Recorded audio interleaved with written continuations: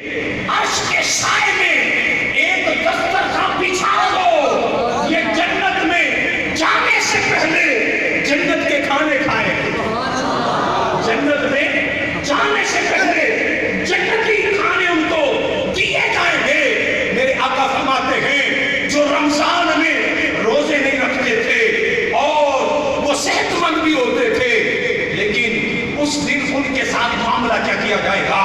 ان کے ساتھ کڑا حساب کیا جائے گا، ان سے حساب کیا جائے گا، اور وہ پوچھیں گے مولا یہ تیرے عرش کے سائے میں بغیر حساب کے یہ تیرے دسترخوان پہ جو بیٹھے ہوئے ہیں یہ کون ہیں جن کو تو اپنے ہاتھوں سے کھلا رہا ہے، جن کو تو بولیے اپنے ہاتھوں سے کھلا رہا ہے، اپنے ہاتھوں سے پلا رہا ہے۔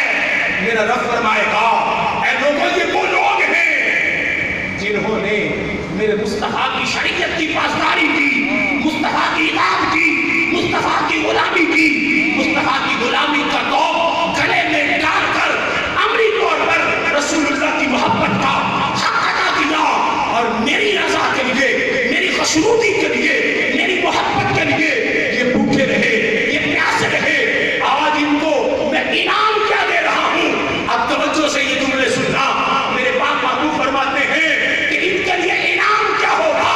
رب فرمائے گا فرشتوں انہوں نے میرے لیے کھانا ترک کیا، انہوں نے میرے لیے پینا ترک کیا۔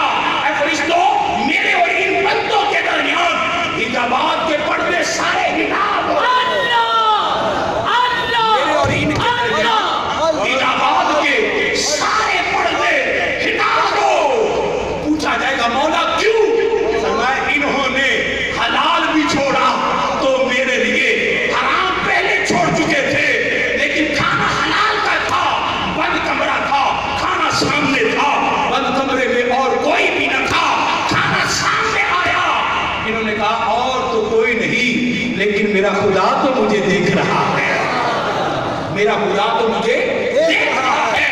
اور میرے آقا فرماتے ہیں ساری کائنات کے اندر جو شریعت کے اندر جتنی بھی عبادات ہیں، کسی عبادت میں بھی میرے مصطفیٰ فرماتے رب نے یہ نہیں فرمایا یہ عبادت جو ہے یہ میرے لیے ہے اور میں اس کی خود جزا ہوں، میں اس کی خود جزا ہوں۔ میرے آقا فرماتے واحد روزہ ہے، واحد بولیے روزہ ہے، جس کے بارے پاک محبوب علیہ السلام نے فرمایا کہ رب فرماتا ہے اے پیارے محبوب بتا دے ان لوگوں کو جو بھوکے اور پیاسے رہتے ہیں کہ روزہ میرے لیے ہے، میں خود ہی اس کی جزا ہوں۔